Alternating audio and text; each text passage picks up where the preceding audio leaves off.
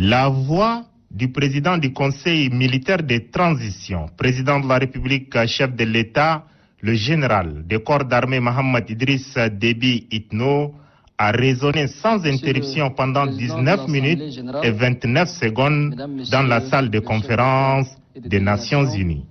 Toutes les questions relatives à la situation politique au Tchad et à l'actualité internationale brûlante de l'heure ont été abordées. S'agissant de la situation politique au Tchad, le chef de l'État a signifié qu'après la disparition tragique et soudaine de feu maréchal du Tchad Idriss Déby Itno, tombé sur le champ d'honneur, un conseil militaire de transition, un premier ministre de transition, ainsi qu'un gouvernement de transition ont été mis en place.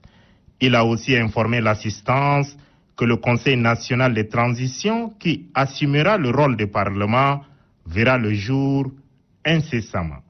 Ce n'est pas tout. Une feuille de route du gouvernement de transition a été adoptée. Sa mise en route nécessite une enveloppe globale de 1,3 milliard de dollars hors de la portée du Tchad,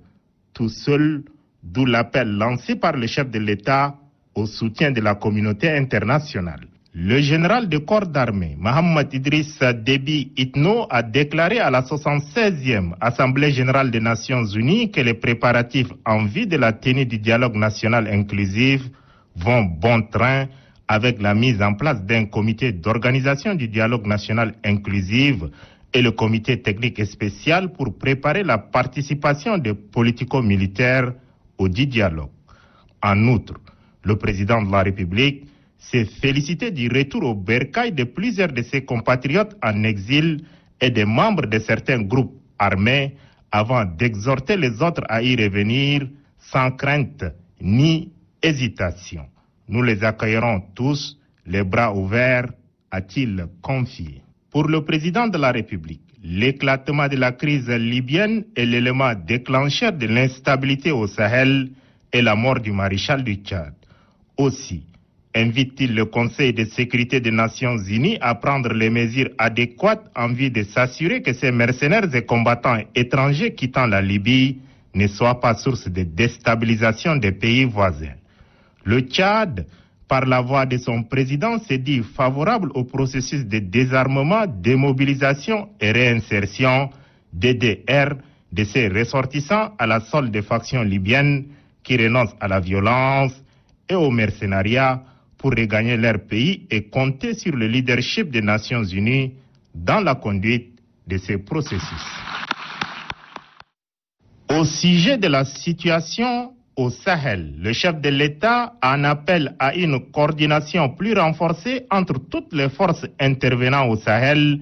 et à un soutien renforcé et adéquat aux États membres du G5 Sahel qui sont engagés en première ligne contre le terrorisme. Le général de corps d'armée, Mohamed Idriss Déby Itno, a invité la communauté internationale à honorer les engagements pris en faveur du G5 Sahel et au Conseil de sécurité des Nations Unies à accorder le chapitre 7 de la Charte des Nations Unies à la force conjointe du G5 Sahel afin de lui assurer un financement pérenne et prévisible.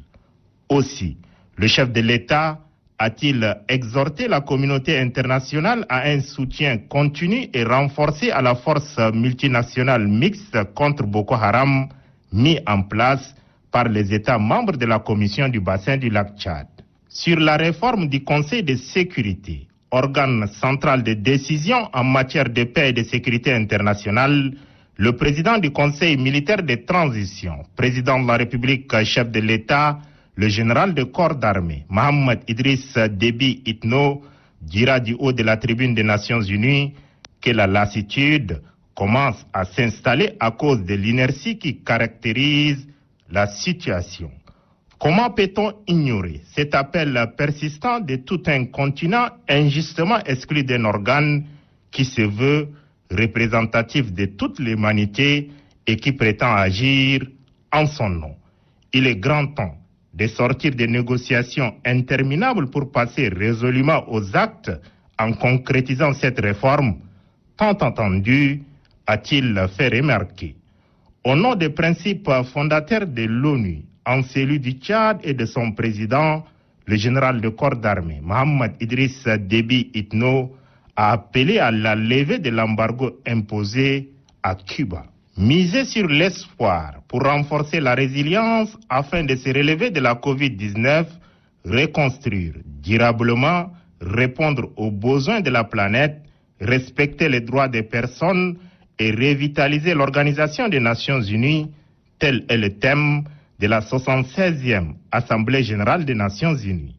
Se prononçant à ce sujet, le président de la République dira que l'inégalité dans l'accès au vaccin pour tous est tout simplement inacceptable. Tant que tout le monde n'est pas vacciné, aucun pays, même entièrement vacciné, n'est définitivement à l'abri, puisque les régions non vaccinées continueront à servir de terrain fertile pour le nouveau variant du virus.